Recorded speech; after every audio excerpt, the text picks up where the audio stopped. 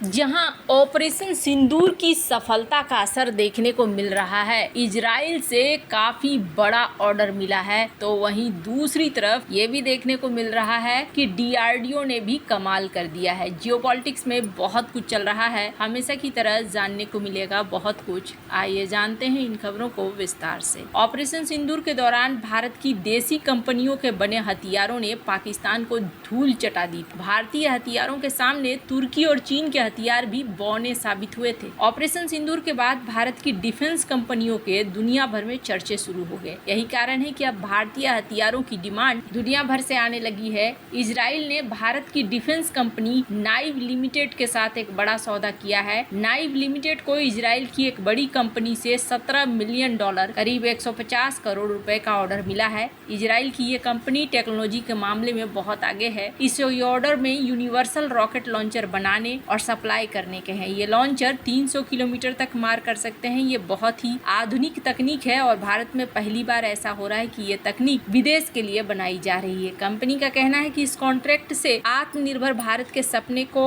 और make in India को बढ़ावा मिलेगा। क्या है universal rocket launcher? Universal rocket launcher अपनी श्रेणी में सबसे अच्छे हैं। ये अभी दुनिया में मौजूद लॉन्चर से भी बेहतर है। इस ऑर्डर से नाइव लिमिटेड का कारोबार विदेशों में बढ़ेगा, साथ ही आधुनिक हथियारों के मामले में भारत की स्थिति भी और मजबूत होगी। नाइव लिमिटेड विदेशी कंपनियों के साथ मिलकर काम कर रही है। वे भारत के लिए और दूसरे देशों के लिए भी आधुनिक हथियार बना रहे हैं। इससे भारत की रक्षा शक्ति बढ़ेगी और दुनिया में नए हथियार बनाने में मदद मिलेगी। नाइव लिमिटेड भारत की एक बड़ी रक्षा कंपनी है। ये रक्षा के लिए आधुनिक सिस्टम्स बनाती है। कंपनी का ध्यान नई चीजें बनाने, आत्मनिर्भर बनने और विदेशी कंपनियों के साथ मिलकर काम करने पर है। नाइव भारत को रक्षा के मामले में मजबूत बनाने और हथियारों का निर्यात करने में मदद करती है। भारत और रूस मिलकर एक और बड़ा काम करने वाले हैं। उन्होंने पहले मिलकर ब्रह्मोस मिसाइल बनाई। ऑपरेशन सिंदूर में पाकिस्तान के साथ हुए संघर्ष ने इस मिसाइल में बहुत अच्छा काम किया। अब ये दोनों देश मिलकर मिसाइल का और भी अच्छा वर्जन बनाने की बात कर रहे हैं। खबर यह है कि रूस भारत में ही मिसाइल का एडवांस वर्जन बनाने में पूरी मदद करेगा। सूत्रों से पता चला है कि उत्तर प्रदेश में ब्रह्मोस की जो नई फैक्ट्री बन रही है, वहां पर एडवांस मिसाइलें बनाई जाएंगी। खैर, भारत काफी तेजी से आगे भी बढ़ रहा है। यहाँ पर देखने को मिल रहा है कि भारत सूर्य रडार भी बनाने की कोशिश कर रहा है। बहुत सारी चीजें अब यहाँ पर एक के बाद एक बनाई जा रही है।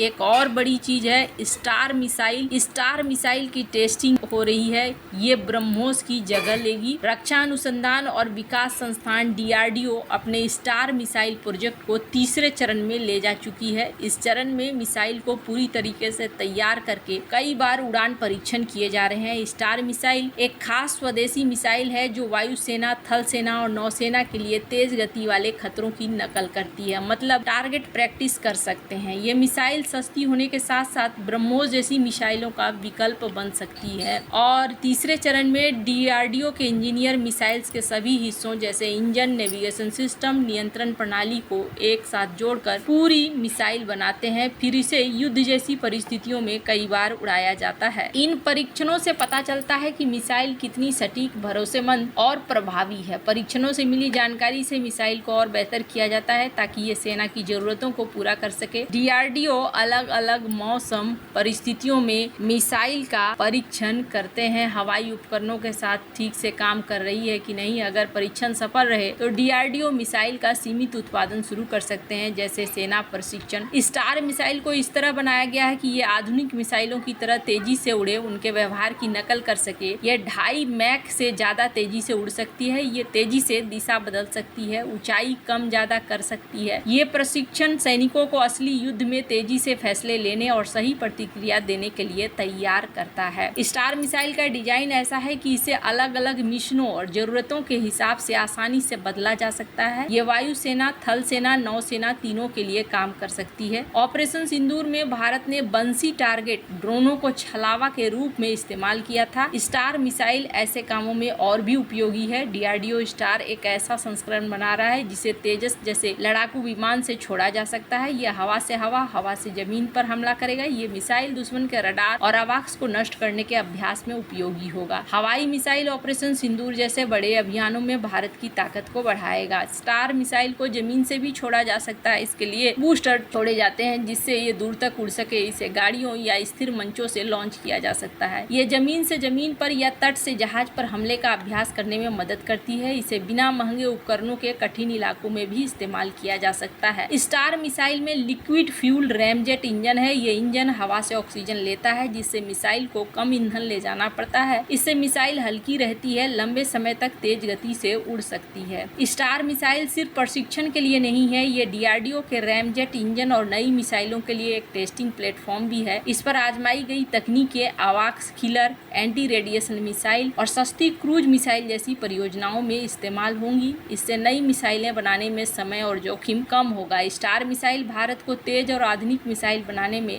मदद करेगी। स्टार मिसाइल भारत की रक्षा को और मजबूत करने का एक शानदार कदम है। ये सस्ती, तेज और लचीली मिसाइल सेना को युद्ध की तैयारी में मदद करेगी। ये भविष्य की नई मिसाइलों के लिए रास्ता भी बनाएगी। खैर, अब जहां एक तरफ ये दिख रहा है वहीं ये भी दिख रहा है कि चाइना को लेकर एक रिपोर्ट सामने आई है और इस रिपोर्ट में भारत के लिए ये थोड़ी डराने वाली रिपोर्ट है। अमेरिका से ही खास रिपोर्ट आई हुई है और यहाँ पर देखने को क्या मिल रहा है, अमेरिकी खुफिया रिपोर्ट में पाकिस्तान की चीन पर लगातार बढ़ती निर्भरता को लेकर चिंता जताते हुए चेतावनी जारी की गई है। इसमें कहा गया कि पाकिस्तान लगातार चीन की मदद से अपने परमाणु हथियारों का आधुनिकीकरण कर रहा है क्योंकि वो भारत को अपने अस्तित्व के लिए खतरा मानता है। उसका मानना है कि भारत के पारंपरिक हथियारों से वो मुकाबला नहीं कर सकता है। खुफिया रिपोर्ट में चेतावनी दी गई है कि पाकिस्तान लड़ाई के मैदान में इस्तेमाल किए जाने लायक परमाणु हथियारों का निर्माण तेजी से कर रहा है। अमेरिका की खुफिया एजेंसियों ने कहा है कि पाकिस्तानी सेना की स्ट्रेटजी के केंद्र में भारत है और वो भारत को एक दीर्घकालिक खतरा मानती है। लिहाजा पाकिस्तान जिन हथियारों का निर्माण कर रहा है उनका सबसे ज्यादा प्रभाव भारत पे पड़ने वाला है। रिपोर्ट में साफ शब्दों में कहा गया कि पाकिस्तान न सिर्फ पारंपरिक हथियारों को डेवलपमेंट कर रहा है बल्कि वो सीमित क्षेत्र में उपयोग किए जाने वाले बैटलफील्ड परमाणु हथियारों को भी विकसित कर रहा है जो किसी भी सीमावर्ती संघर्ष में विनाशकारी साबित हो सकते हैं। खुफिया रिपोर्ट बताती है कि पाकिस्तान अपने परमाणु हथियारों के भंडार को आधुनिक बनाने और कमांड सिस्टम को मजबूत करने में जुटा है। इसके लिए वो चीन, तुर्की, हांगकांग, सिंगापुर, यूएई जैसे देशों के जरिए अप्रत्यक्ष रूप से WMD weapon of mass destruction से संबंधित टेक्नोलॉजियां और सामग्रियां हासिल कर रहा है। ये नेटवर्क बेहद गुप्त और अंतर्राष्ट्रीय नियमों को धत्ता बताकर चलाया जा रहा है जिससे क्षेत्रीय सुरक्षा पर गंभीर सवाल खड़े हो रहे हैं। इसके अलावा